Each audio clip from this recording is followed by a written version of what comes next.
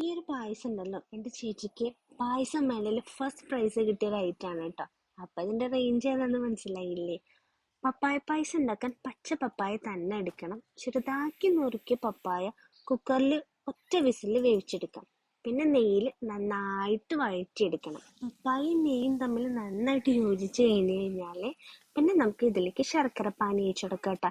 എന്നിട്ട് 5 മിനിറ്റ് നേരം ആ ശർക്കര പാനിയിൽ കിടന്നിട്ട് ഈ പപ്പായ നന്നായിട്ടൊന്ന് വെന്ത് കിട്ടണം. പപ്പായ വെന്ത് ഉടയാനൊന്നും പാടില്ല. അടപ്രഥമനിൽ അടകിടക്കില്ല, അതുപോലെ നമുക്ക് കിട്ടണം. എന്നിട്ട് ഞാൻ രണ്ടാം പാൽ ഒഴിച്ചിട്ട് നന്നായിട്ട് കുറുക്കിയെടുത്തു. അതിലേക്ക് ഏലക്ക പൊടിച്ചതും കൂടി ചേർത്തിട്ട് ലാസ്റ്റ് ഗ്യാസ് ഓഫ് ആക്കിയതിന് ശേഷം ഒന്നാം പാൽ ഒഴിച്ചു കൊടുത്തു കേട്ടോ.